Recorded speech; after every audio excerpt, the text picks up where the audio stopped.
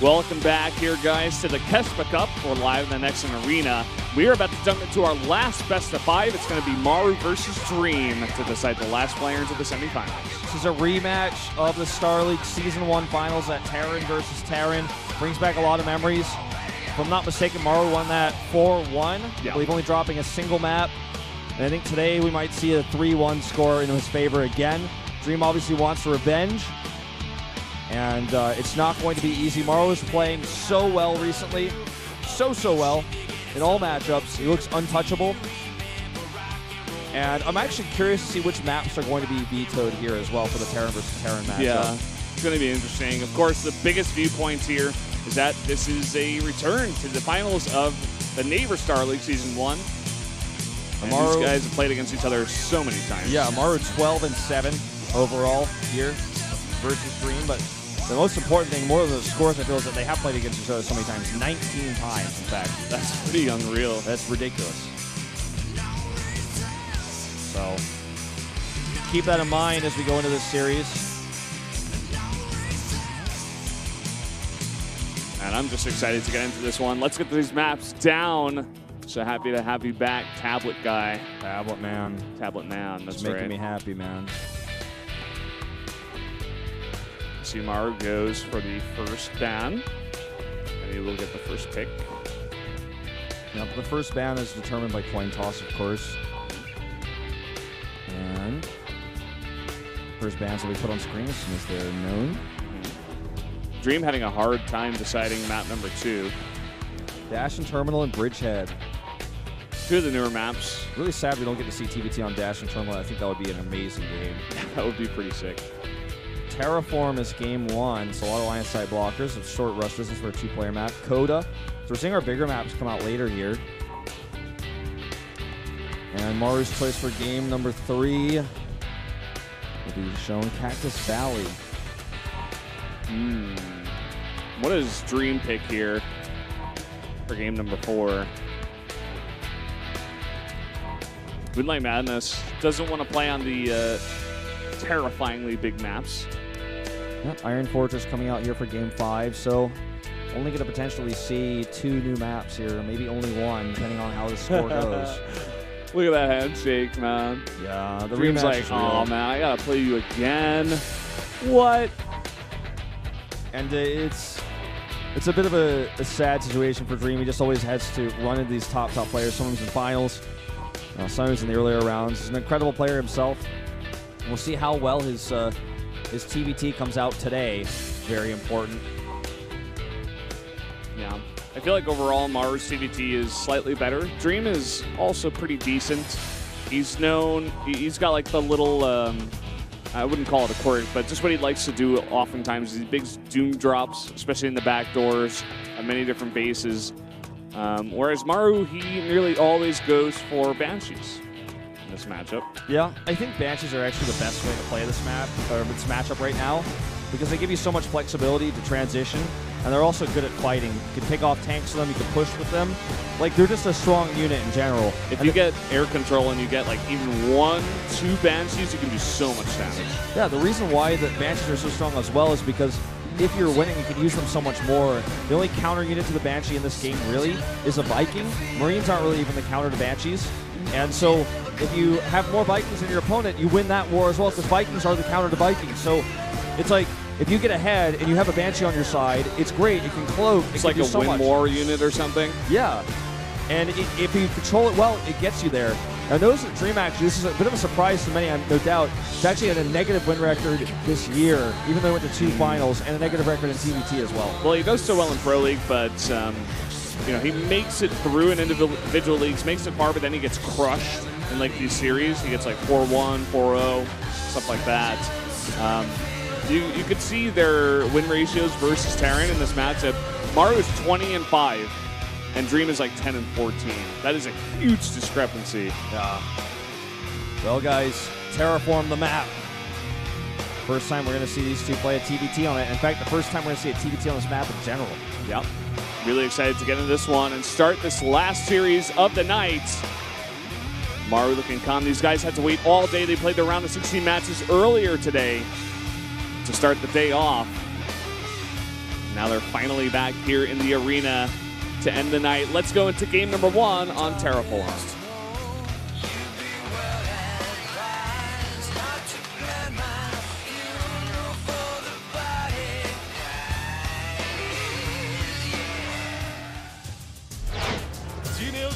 Maru, 조성준 vs SK텔레콤 T1 Dream 조종혁.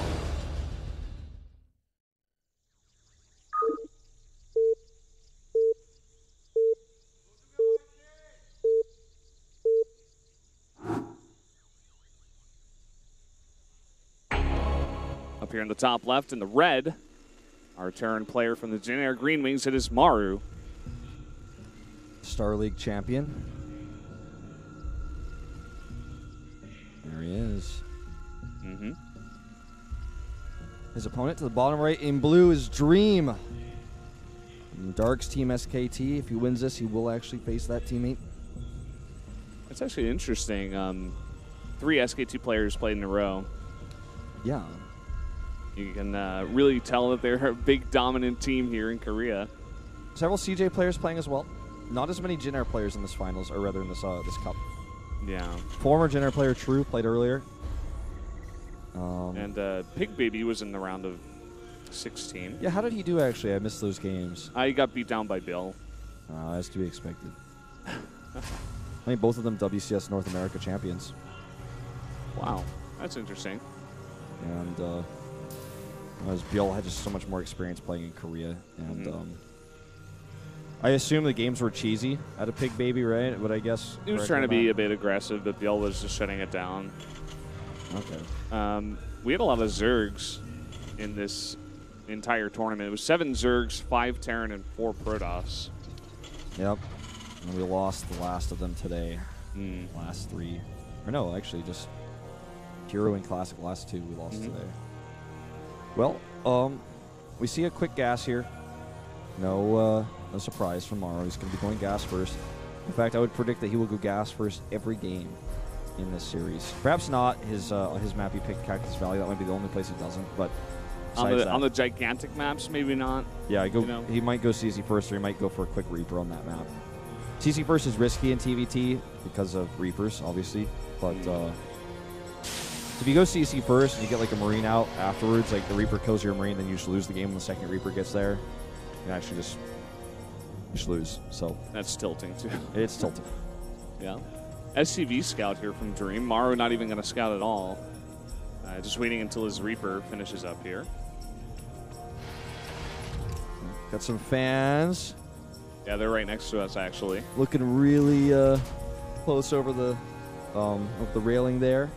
The guy on the right kind of looked like Byung. Yeah. A little bit. Second gas coming up here from Maru. Scouted, and Dream's Reaper is going to further scout everything. Dream's playing this as if it's playing a TVZ. Just going to Reactor Hellions right away after his Reaper into CC.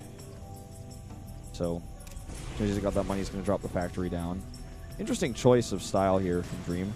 With actually this SCV here, poke a little bit, but decides to step back after he sees there's no CC. Already saw the double gas, so I guess he's like, wait, why would I be here? This is too risky. I already know what he's doing. Maru just going for a lot of early units. He's looking to put on the pressure. And in fact, he may be able to catch one of these Reapers. Looks like Dream got the first shot, though.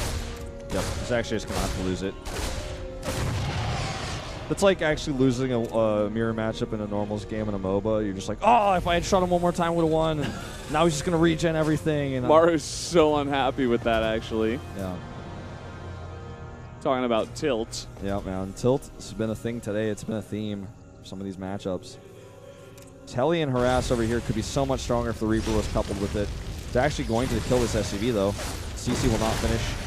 And get into that. Second Reaper coming in here. Yeah. Oh, the lineup as well. Oopsie daisy. Dream definitely needs to want to split those. Ooh. Can actually still fight this. I'm a bit surprised he brought the Hellion back, though. Yeah. It's not very good. Another Hellion comes here. Yeah. 2 Marines are pretty low. This is how Maru played his TVT series versus Dream. Maru doesn't always play this aggressively, but versus Dream, he certainly does. And is it going to be able to kill this Reaper now? Targets it. Oh my god, the micro from both these players is incredible. It's always so awesome to watch. It's almost like watching a like a programmed sort of model, like always, like the perfect micro model, basically. Yeah. Where you split everything, you pull back the weakened guy all the time. It's like watching the blink hacks and stuff that are out there. Yeah. You know, or the burrow roach hack where it's just like it will literally burrow at a certain hit point no matter what. You turn it on. Second Banshee committed to here with the cloak. Yeah. No big surprise there. This is Maru we're watching. He actually will use the Banshee to win this fight. Lost to Hellion a bit sloppily though, but I guess you got to do what you got to do. Banshee's coming across the map. Turrets are ready, and the Viking is ready as well. So this is going to really struggle to do damage, and the Widowmine might actually finish it off depending on how he flies it. Maru's been known to get damage regardless, but let's see here. Oh boy. There you go. I jinxed him, man. Widowmine in really good position. That was perfect. He knew, like, he set that up. Oh man, Maru's so tilted. He set that up as if like he drew a guide for Maru's Banshee to go into that. He had it set up where he knew the Banshee's angle, set his Viking in the turret there, and then when he knew that the Banshee would make that turn right into the Widowmine, it was like perfectly done. It's really intelligent play, which is part of the reason why it's so awesome to see pro StarCraft, see these guys who can just make plays like that. And just to see this rematch of what was already a fantastic series. Yeah. Marna coming back in here. There's not much defense at all. Yep. And Banshee actually targeting the CC right now. Could actually try to kill that Viking if he controlled it. Decent amount of kills here, 7. Oh, that's a lot of kills. Can forgive him for actually not using the Banshee in that fight, considering that it escaped. Well, huge drop here. Yeah, it's going to come in and try to get the similar amount of damage. It's going to force no mining here at the natural, at least. There's not much back at home to defend this. Yeah, he's actually going to have to pull SCVs. Oh, he could actually maybe try to force a cancel on the CC. To force a cancel on that barracks instead. Actually goes for the stim. I think he's going to be able to get it. It's burning down. A couple more hits will do it. Way too late on the repair there for Maru. Did not expect this. And that puts him at a huge, huge disadvantage going into this game. Look at the supplies already telling you a story. He's down almost 20 supply. Does have a third CC, but Dream has that on the way, and Dream actually has so much pressure he can now apply with that advantage he gained. This is a rough, rough spot to be in for Maru already. Yeah, I'm not sure. I don't know. Just some of the plays, not the kind of Maru we're used to seeing. Maybe that big break kind of got to him a little bit. I feel like, to a certain extent, the way he's playing today is like we saw him already in that last engagement, like overextend. I feel like he's feeling a little bit desperate every time he loses a small edge. He's like, oh, I gotta overcompensate. And this overcompensation, like the fast third CC, for example, leaves him vulnerable, and Dream is exploiting those weaknesses. Yeah, now Dream feels like he's got a decent push. He's so unlucky. Oh my god, he's going to lose the Raven. Sad auto turret. Sad auto turret. Trying to get a Widowmine here again. Just overextending. He's making so many little mistakes like this where he's like, I got to get something, and he just messes it up and loses more and more units. Yeah. He should most likely take a massive amount of damage to this push. In fact, he may just simply die here. 2 siege tanks. If they can control the ramp, it's over. SCVs run to their death. The Vikings are going to land. I love that he leaves one in tank mode. He's got the Widowmine here, baited so hard. And he actually holds this, but the damage was definitely done. Yeah, 14 SCVs going down. Dream's now got his own third CC back at home. He's up almost 20 workers right now. Look at all those SCVs that are not rallied even. Small little mistakes across the board here in this game. And finally gets those SCVs on the way. He's going to try to go for a bit of a counter drop. Dream's sitting at home.